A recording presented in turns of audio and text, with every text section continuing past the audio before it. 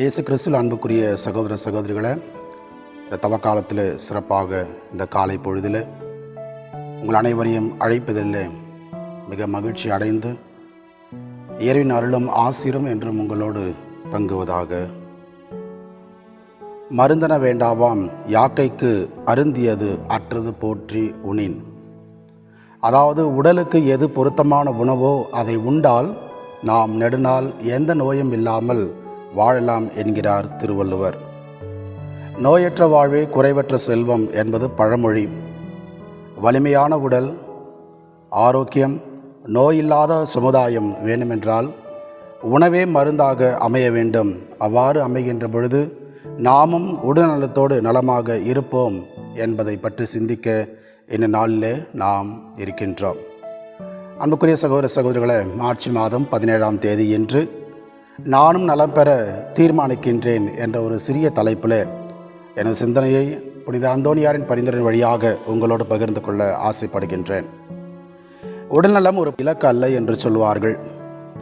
நான் நல்ல உடல்நலத்தோடு இருக்க வேண்டுமென்றால் முதலில் நல்ல ஒரு உடல் ஆரோக்கியத்தையும் நலிவற்ற நிலையில் வைக்காமல் நமது உடலை பேணி காக்க வேண்டும் என்று அனைவரும் விரும்புகின்றோம்.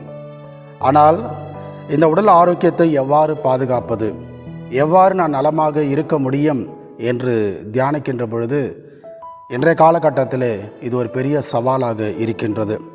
இன்றைய சூழ்நிலையில் உடல் ஆரோக்கியத்தை பராமரிப்பது மிக கடினமாக இருந்தாலும் இன்று நாம் இறைவன் வார்த்தையோடு இணைந்து நமது உடல்நலத்தை பேணி காக்க வேண்டும், நான் நலமாக இருக்க வேண்டும் என்ற தீர்மானத்தை எடுக்க அழைக்கப்படுகின்றோம். அன்புக்குரிய சகோதர சகோதரிகளே, விடுதலை பயணம் 15வது அதிகாரம் 26வது வசனத்தில் ஆண்டவர் கூறுவது, நானே உன்னை குணமாக்கும் ஆண்டவர் என்று கூறுகின்றார்.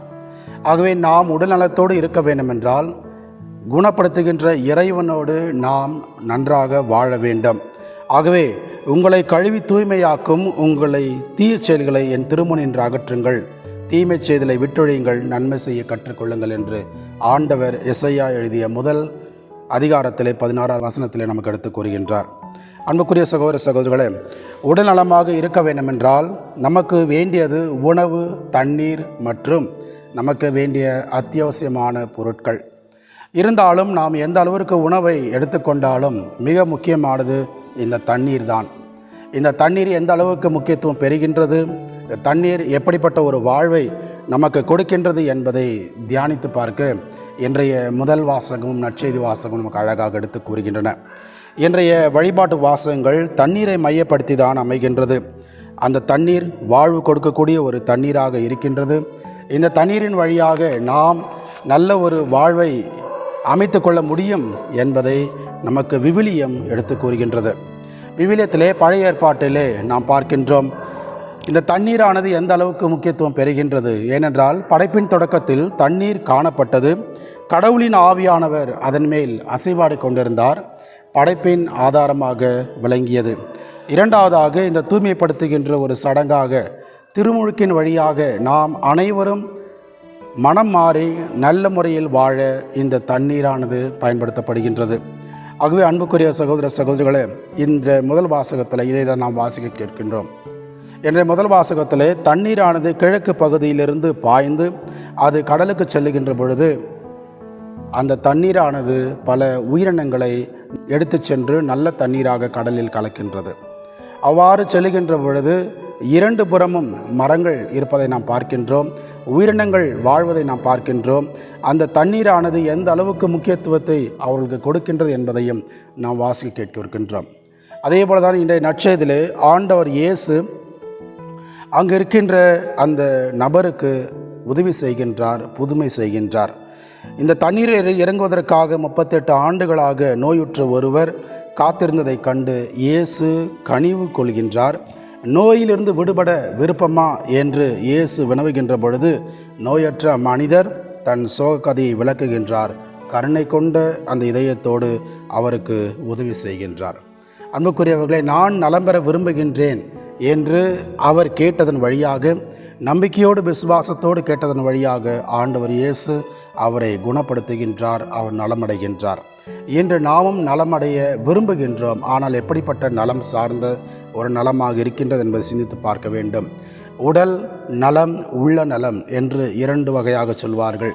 உடல் நலம் என்பது நாம் முடிந்த அளவிற்கு நமது உடலை பேணி காத்து வளர்க்க முயற்சி எடுக்கின்றோம். ஆனால் உள்ளத்தை நாம் முழுமையாக தூய்மையாக்கி அந்த உள்ளத்தை நலமாக வைத்துக்கொள்ள முயற்சி எடுக்கின்றோமா என்று சிந்தித்து பார்க்கின்ற பொழுது அது ஒரு பெரிய கேள்விக்குறியாக இருக்கின்றது. ஆகவே இந்த நற்செய்தியிலே ஆண்டவர் இயேசு 38 ஆண்டுகளாக அவர் நோய்வாய்ப்பட்டு அங்கு இருந்த பொழுது அவருக்கு உதவி செய்து அவர் இதோ பாரும் நீர் நலமடைந்துள்ளீர் என்று அவருக்கு கூறியது போல நாமும் நமது வாழ்விலே இன்று முதல் நானும் நலம் பெற விரும்புகின்றேன் என்ற ஒரு மைய கருத்தை நம்பிக்கையோடு விசுவாசத்தோடு ஆண்டவர் முன் வைக்கின்ற பொழுது இறைவன் நம்மை ஆசிர்வதிப்பார், நம்மையும் நலமடை செய்வார். நாமும் உடல் ஆரோக்கியத்தோடும் உள்ள பலத்தோடும் நல்ல ஒரு வாழ்வை வாழ முடியும் என்பதை இன்றைய வழிபாடு நமக்கு எடுத்து கூறுகின்றது.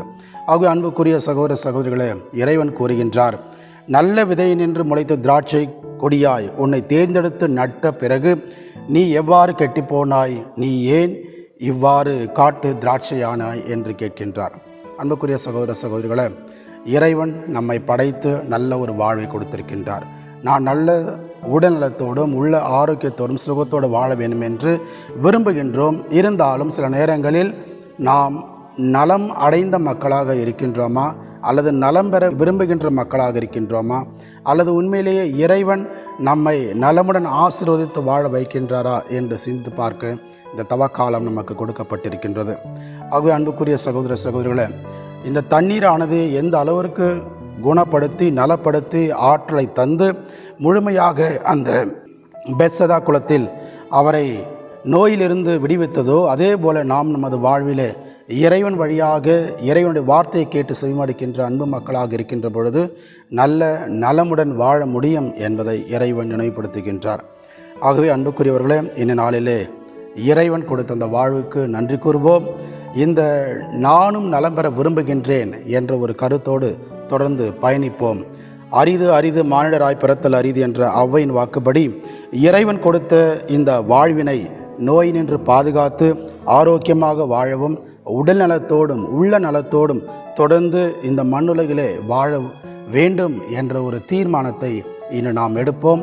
நானும் நலம் பெற தீர்மானிக்கின்றேன் என்ற ஒரு கருத்தோடு எவ்வாறு ஆண்டவர் இயேசு அவரை குணப்படுத்தி நலப்படுத்தி அனுப்பி வைத்தாரோ அதே போல நாமும் குணமடைகின்ற மக்களாக நலமடைகின்ற மக்களாக வாழ்வோம். என்றும் இறைவன் நம்மை வழிநடத்துவாராக. ஆமென். அன்பு ஆண்டவரே, இந்த காலை பொழுதிலே நாங்கள் உமக்கு நன்றி செலுத்துகின்றோம். எங்களுக்கு வழங்கிய வாழ்விற்காக உமக்கு நன்றி கூறுகின்றோம். எவ்வாறு நீர் அந்த மகனை குணப்படுத்தி எழுந்து உம்முடைய படுக்கை எடுத்துக்கொண்டு நடந்து செல்லும் என்று கூறி அவரை குணப்படுத்தினீரோ அதே போல எங்களுடைய வாழ்வில் வருகின்ற அனைத்து துன்பங்கள் துயரங்களையும் தேவையில்லாத சிந்தனைகள் தேவையில்லாத நோய்கள் அனைத்தையும் நீக்கி நாங்களும் குணமடைகின்ற சகோதர சகோதரிகளாக வாழ நீரே உதவி புரிவீராக. எங்கள் ஆண்டவராகிய கிறிஸ்து வழியாக மன்றாடுகின்றோம். ஆமென். தந்தை மகன் தூய ஆவியாரின் பெயராலே ஆமென்.